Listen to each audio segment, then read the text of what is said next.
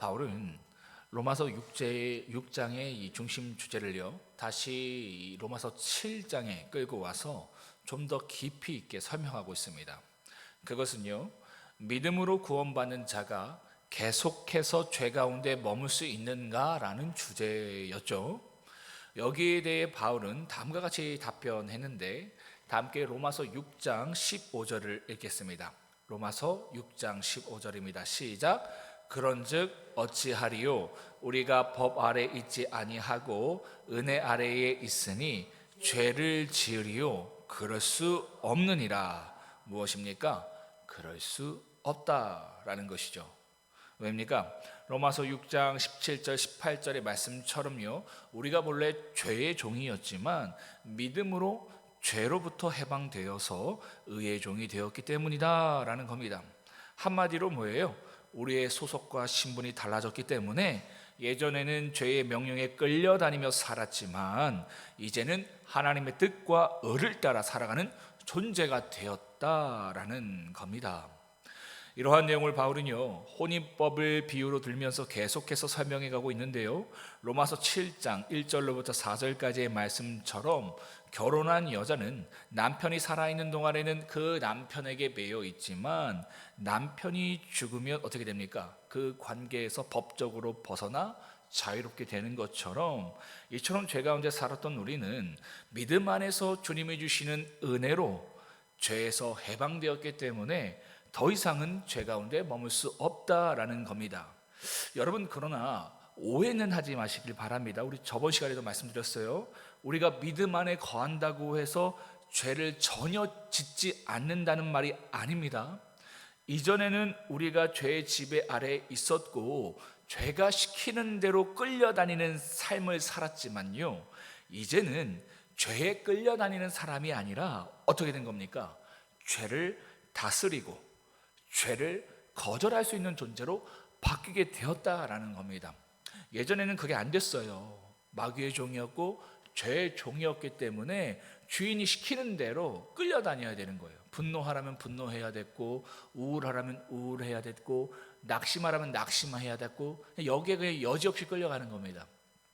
근데 믿음으로 우리의 소속이 하나님의 거룩한 종이 되었을 때, 의의 종이 되었을 때 어떤 일이 일어나느냐? 예전처럼 그렇게 죄 가운데 끌려다니지 않게 돼요. 믿음을 가지면 가질수록, 우리가 그리스도와 함께 되면 함께 될수록 죄에 끌려다니는 것이 아니라 어떻게 됩니까? 죄를 다스리게 됩니다. 그리고요, 죄를 거절할 수 있게 되는 거예요. 옛날에는 이거 거절 못했거든요. 음란하라면 음란해야 됐고, 중독에 빠지라면 중독에 빠졌어야 되는데 이거를 거절하는 존재가 되었다. 그래서 여러분, 수련회 가운데서 이런 간증 많이 들었잖아요. 우리 교회 안에서도 그런 간증이 있어요. 어떤 중독에 있어요. 뭐 술의 중독, 뭐 여러 가지의 중독, 돈의 중독. 근데 이게 한순간에 끊어지는 그러한 역사를 경험하는 간증들을 우리가 듣는 것처럼, 이와 같이 우리가 죄를 다스리고 죄를 거절할 수 있는 존재가 된다라는 겁니다. 또 그 죄가 올 수 있어요, 여러분. 근데 그 가운데 정죄감 빠지지 말라는 겁니다. 올 수 있어요. 그러니까 내가 넘어지느냐 안 넘어지느냐 이게 중요한 것이 아니라, 넘어졌다면 얼마큼 빨리 일어나느냐 이게 중요한 거예요. 근데 저도 옛날에 했지만 죄로 넘어졌다라는 그 사실 때문에 얼마나 힘들었는지 모릅니다. 근데 그렇지 않다라는 거예요. 죄에 넘어질 수 있습니다. 그러나 얼마큼 빨리 일어날 수 있느냐, 여기에 관건이 있고, 믿는 우리에게는 이러한 능력이 주어진다라는 겁니다. 믿는 우리라 할지라도요, 바울이 23절에 말하는 것처럼 바울도 그랬다라는 거예요. 내 안에서 여전히 죄의 법이 나를 사로잡는 것을 느낀다라는 겁니다. 내 안에서 죄의 법과 하나님의 법이 충돌하면서요, 마음으로는 선을 따라 살아가고 싶지만 육신으로는 나도 모르게 죄를 향해 나아가는 것을 경험하게 된다라는 거예요. 우리가 사랑에 대해서 배우고 사랑하고 싶지만, 그죠? 안 될 때가 참 많잖아요. 육신으로는 사랑하고 싶지만 미울 때가 많아요. 그죠? 이게 우리의 모습이다라는 겁니다. 그러나 여러분, 믿음이 생기면요, 이전과는 분명히 달라지는 것이 하나 있어요. 이전에는 죄를 인정하게 되지 않았지만 이제는 죄를 인정하게 된다는 거예요. 믿게 되면 죄를 인정하게 되면 이게 달라지는 겁니다. 이러한 죄로 인해서 고민하는 존재가 되었다라는 거예요. 예전에는 그 사람 미워하는 거 당연했거든요. 근데 믿음이 생기니까 이게 당연한 것이 되지 않습니다. 그러니까 그 미움과 그 죄됨이 예전에 그 사람에게 있는 줄 알았거든요. 내 배우자에게, 내 부모에게, 또 그 사람에게. 근데 믿게 되면요, 아, 이러한 죄가 내 안에도 있구나, 아니 내 안에 더 가득하구나 라는 것을요 인정하게 돼요. 이게 놀라워요. 믿게 되면 이게 돼요. 예전에 안 됐잖아요, 그죠?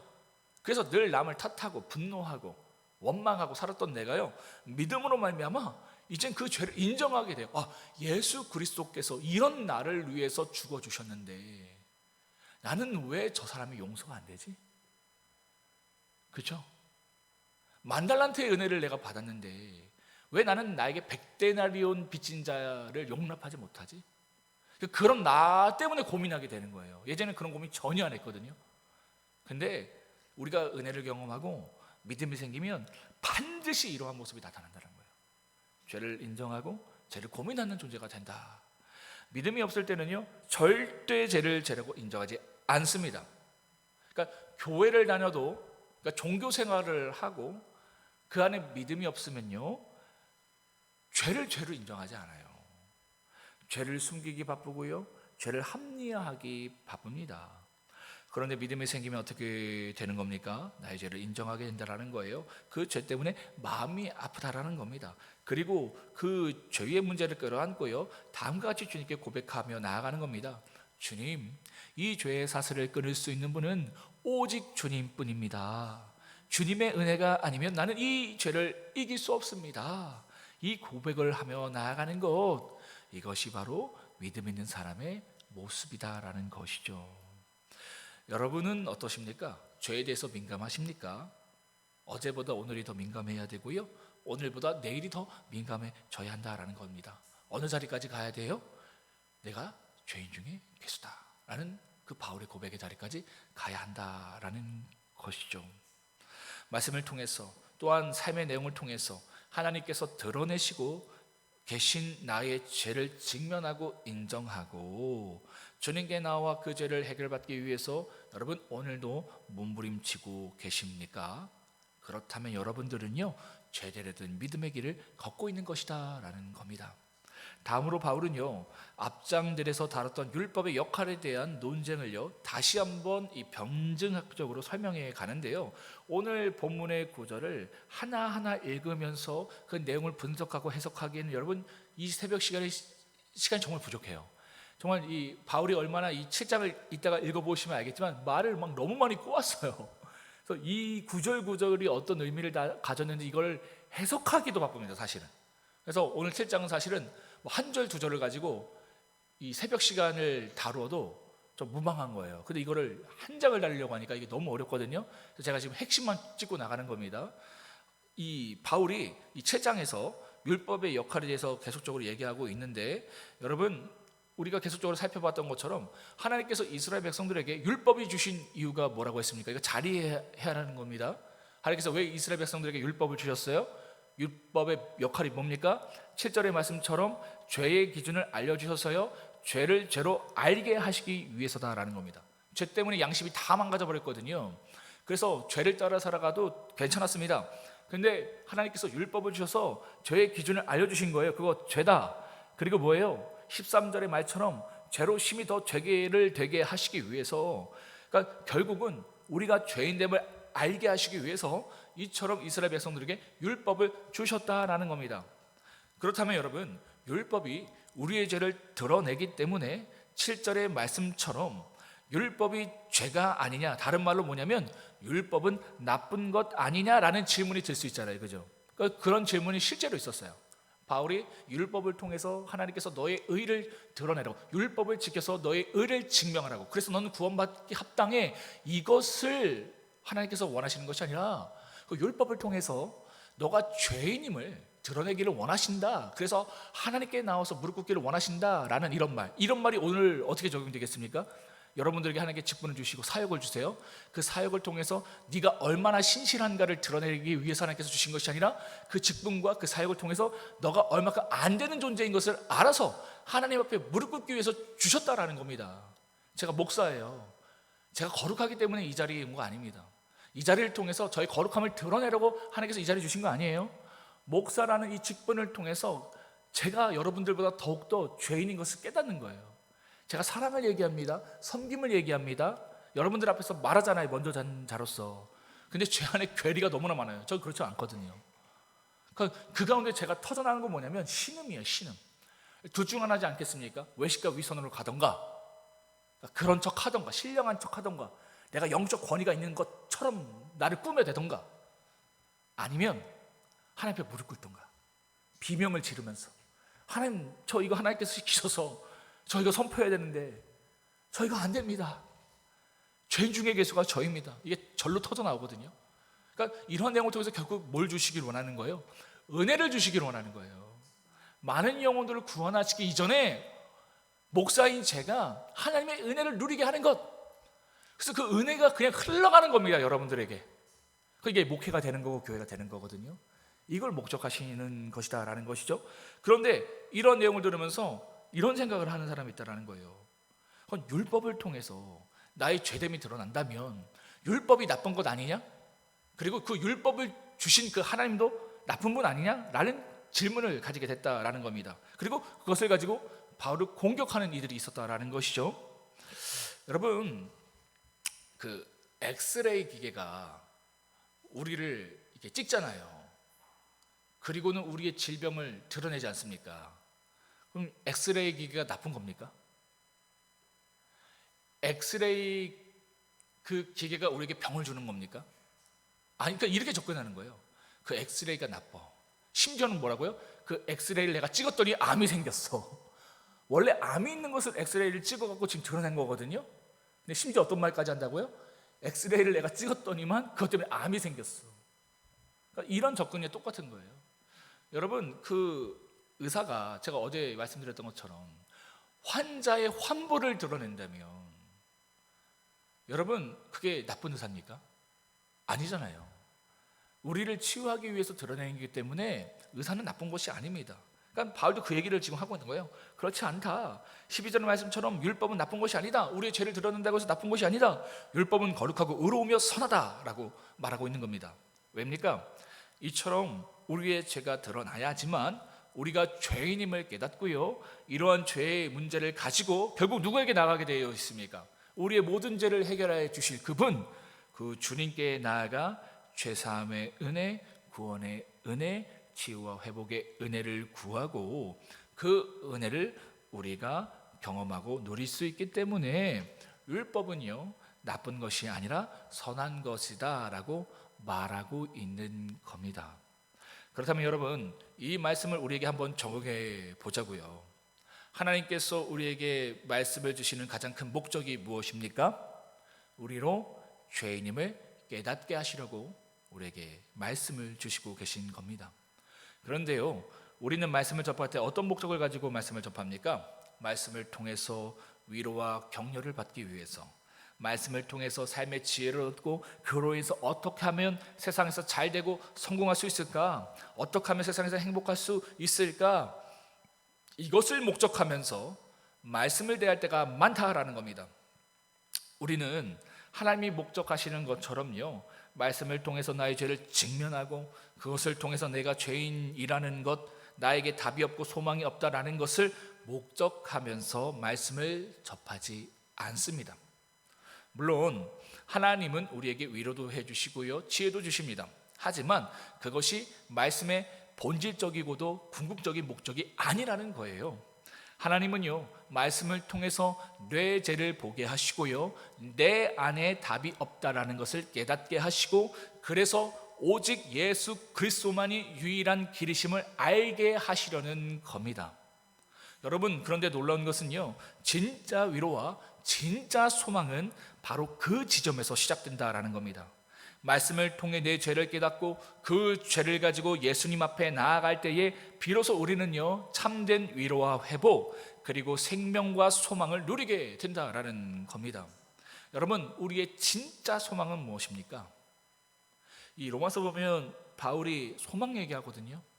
이게 여러분, 내가 원하는 거 이루는 거, 그 소망 얘기하는 거 아니에요. 이 바울이 얘기하는 소망은 뭐냐면요, 예수 그리스도예요.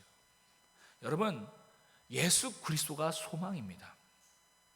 다른 게 소망 아니에요. 예수 그리스도를 만나서 우리의 죄를 해결받고 그분과 함께 영원한 생명을 누려가는 것, 그것이 성경이 말하는 소망이다라는 겁니다.